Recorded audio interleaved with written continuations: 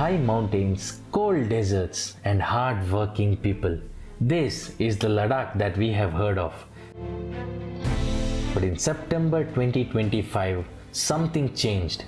Protests in Leh turned violent. A BJP office was set on fire and police openly fired.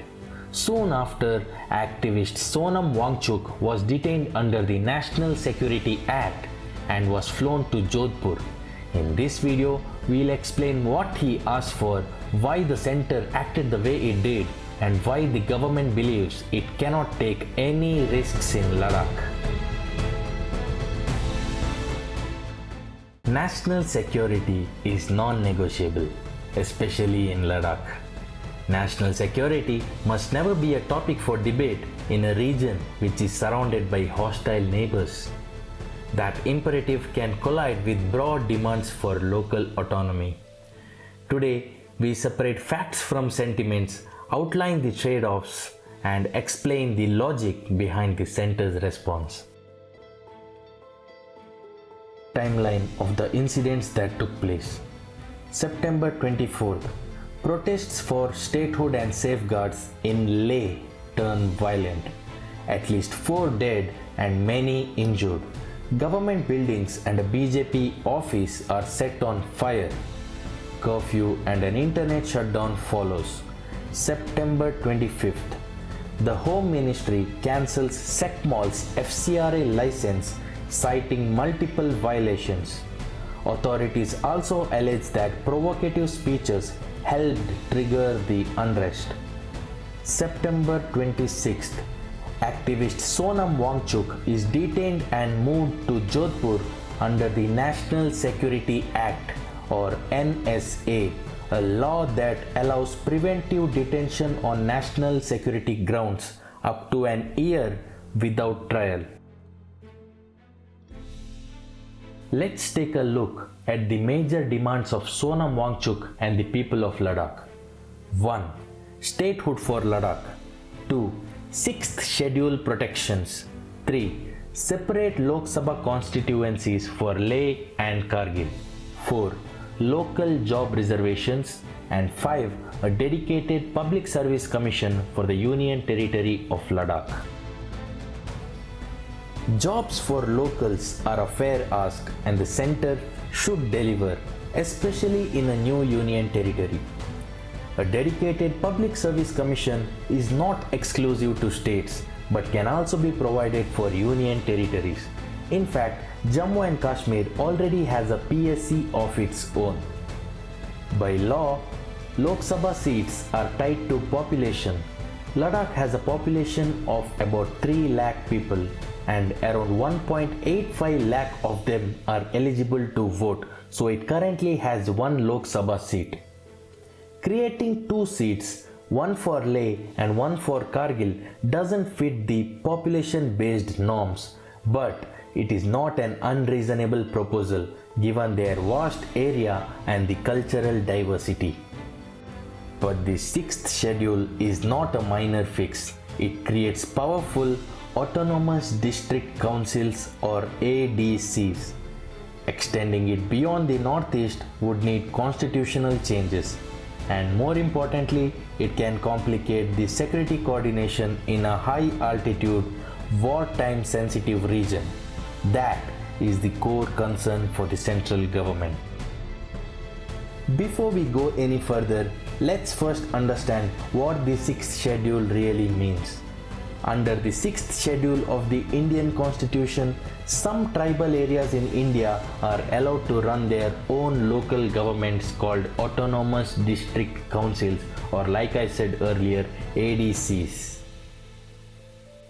Think of them like mini assemblies. They can make rules about land, forests, village administration and even local taxes, but still work under the Indian Constitution. It is meant to protect tribal culture and give people control over their land and traditions without separating them from the rest of India. Currently, only 4 states have the 6th schedule status. Those states are Assam, Meghalaya, Mizoram and Tripura. So why is it so troublesome for the Indian government to provide 6th schedule status to Ladakh? First, let us take a look at the map of India. The strength of Indian armed forces doesn't just come from its size and military power, but also from India's strategic geographic position. India is a peninsula surrounded by ocean on 3 sides and shielded by the Himalayas to the north, which keeps China and Pakistan at bay. If Ladakh were to get autonomous status, it could weaken that strategic buffer and make it easier for the neighboring forces to encroach Ladakh and potentially threatening areas like Jammu and Kashmir. Why is Sonam Wangchuk endangering India's security? Sonam Wangchuk is well aware of the potential threats to the nation from its hostile neighbors. He is also aware that his demands will eventually affect the sovereignty of the nation. Is he just fighting for the rights of his people? Is he willing to put the security of entire nation in jeopardy to give autonomous rights to his people? Is there an invisible hand that we might not know of? Let us dive deeper and investigate into this matter. Sonam Wangchuk has founded 2 educational institutes in Ladakh, SECMOL and HIAL. SECMOL is an NGO with a FCRA registration which allows foreign donors to send money directly to their FCRA account. On the other hand, HIAL is a non-profit organization that is an NPO registered under the Section 8 of the Indian Companies Act. HIAL does not have a FCRA registration, and yet it has received foreign remittances of over 1.5 crore rupees. A huge sum of 6.5 crore was allegedly diverted from HIAL to Wangchuk's private firm Session Innovations. Sources say Wangchuk had transferred 2.3 crore rupees from his personal account between 2021 and 24 and received more than 1.8 crore in foreign funds between 2018 and 24 in different accounts. Also, he has 9 different bank accounts, out of which 8 are undeclared. The 5 illegal transactions due to which SECMOL lost its FCRA license may seem puny, but it was a smart move by the Indian government to stop foreign funding from entering the country that would have potentially damaged the sovereignty of the nation. The law is clear. Foreign money can back humanitarian causes but must not drive India's politics. Political mobilization in India should be led by Indians and not by external funders. In fact, one of the foreign donations that was flagged when FCRA license of SECMOL was cancelled by the Ministry of Home Affairs particularly mentioned study on sovereignty. Foreign donor agencies may also sometimes label their transfers as academic collaborations, research grants, or service contracts. Such terms can sometimes conceal the funding for lobbying, mobilization, or political activism disguised as social awareness programs. If foreign groups try to exploit loopholes to finance anti-India activities, the government has every right to stop them. Let us take a look at some of the donors of SECMOL and HIAL. One of the donors of HIAL is a US-based Root to Fruit Youth Foundation, which describes its work as creating safe zones, promoting peace in schools, and training young interns in social advocacy. On the surface, this sounds harmless, but it follows a familiar model of agenda-driven philanthropy, shaping young minds into speaking and thinking in donors' ideology rather than prioritizing local culture and national interests. Another donor to Wangchuk's Operation New Hope initiative in SECMOL was Dan Church Aid, or DCA, as mentioned on their website. Controversial groups such as the Rockefeller Foundation and the Open Society Foundation are the main pillars of DCA.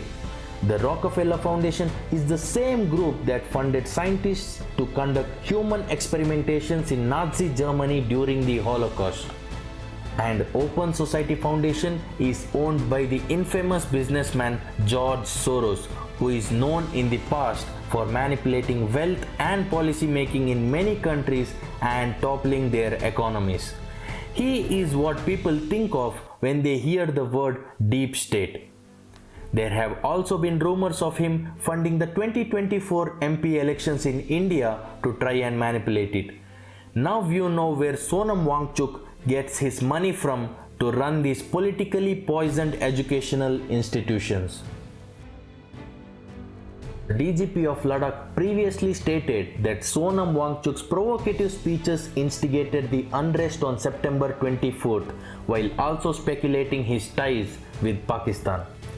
The Breathe Pakistan event that Mr. Wangchuk attended was hosted by Dawn Media Group, owned by Harun Saigal family, one of the most powerful and influential families in Pakistan. The same Dawn Media Group reported Sonam Wangchuk's detention as a democratic failure of India.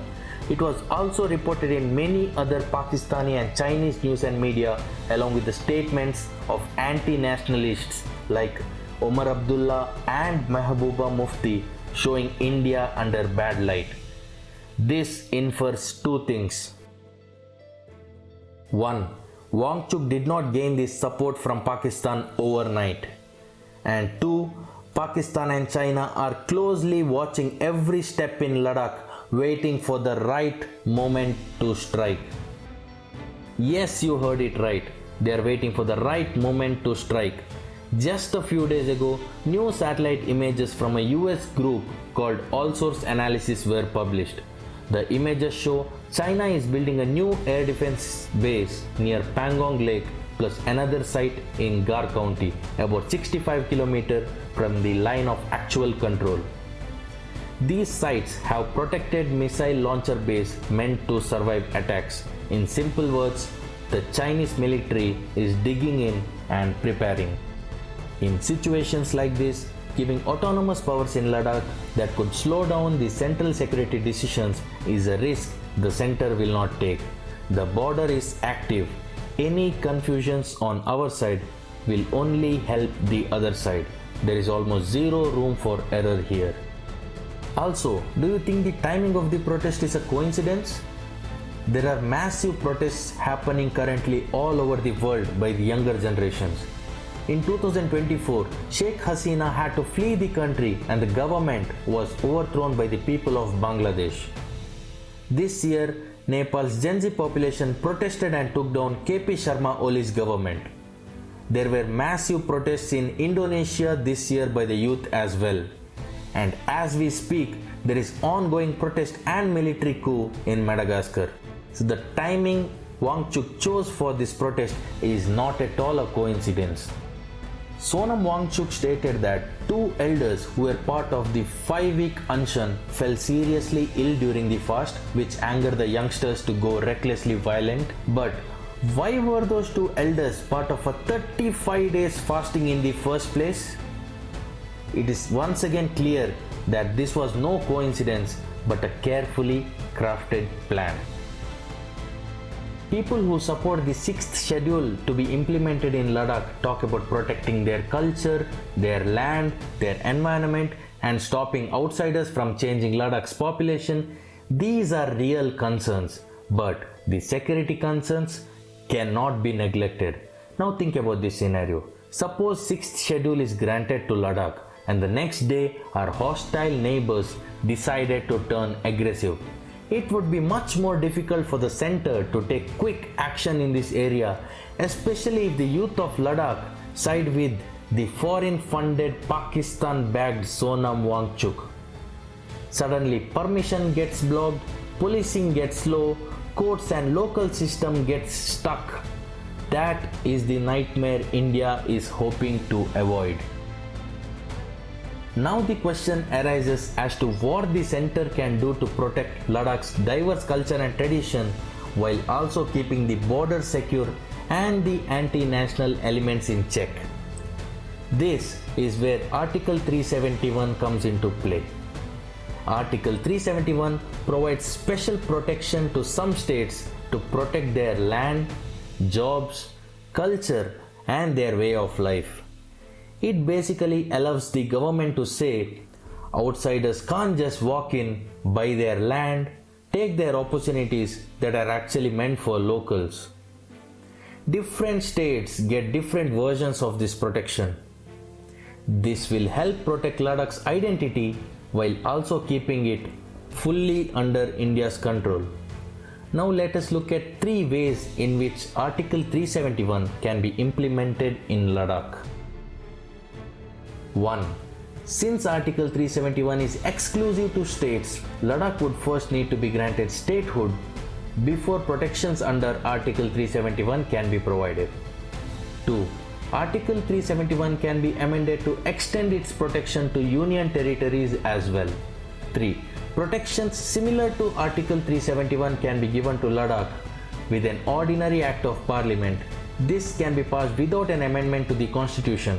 It is an ideal fix to the issue at hand because it will be able to grant land and job reservation for locals, protect the language and culture of Ladakhi tribes, and also empower local hill councils if needed without compromising India's security and sovereignty.